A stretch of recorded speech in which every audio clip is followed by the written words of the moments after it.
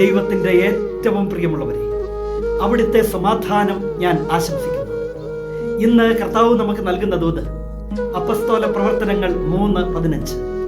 ജീവന്റെ നാഥനെ നിങ്ങൾ വധിച്ചു, എന്നാൽ ദൈവം അവനെ മരിച്ചവരിൽ നിന്ന് ഉയർപ്പിച്ചു. അതിന് ഞങ്ങൾ സാക്ഷികളാണ്.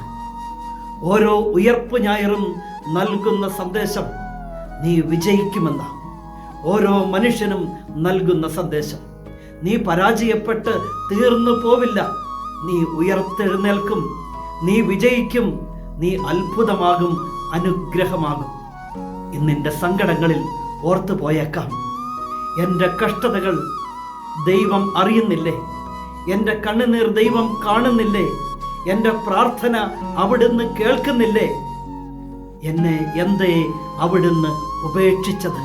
കുരിശിൻ്റെ വേദനകളുടെ നിലവിളികളിൽ നിശബ്ദത മാത്രമായിരുന്നു മറുപടിയെങ്കിൽ ദൈവം ഒരുക്കുന്നുണ്ടായിരുന്നു ആ നിശബ്ദതയിൽ ഒരു വിജയം, ഒരു ഉയർത്തെഴുന്നേൽപ്പ്. ജീവന്റെ നാഥനെ നിങ്ങൾ വധിച്ചു, എന്നാൽ ദൈവം അവനെ മരിച്ചവരിൽ നിന്നും ഉയർപ്പിച്ചു.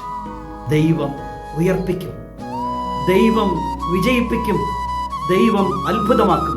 അതെ, ലോകത്തെ കീഴ്മേൽ മറിക്കുന്ന ഒരു അത്ഭുതം ദൈവം ഒരുക്കുന്നുണ്ടായിരുന്നു, അവൻ്റെ ഉയർത്തെഴുന്നേൽപ്പ്. അങ്ങനെയെങ്കിൽ നീ പ്രാർത്ഥിച്ചത് ആ ദൈവത്തോടല്ലേ? അവിടുന്ന് കേട്ടിട്ടുണ്ട്, അവിടുന്ന് ഒരുക്കുന്നുണ്ട് ഒരു വിജയം, ഒരു ഉയർത്തെഴുന്നേൽപ്പ്.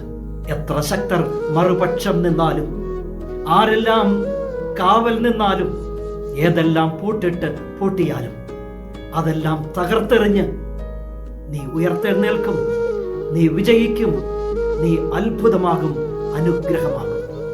അത് ദൈവം നൽകുന്ന ഉറപ്പ്, തന്നോട് പ്രാർത്ഥിക്കുന്നവർക്ക് അവിടുന്ന് നൽകുന്ന ഉറപ്പ്. കരുണാമയനായ ദൈവം നമ്മെ എല്ലാവരെയും സമൃദ്ധിയായി അനുഗ്രഹിക്കും.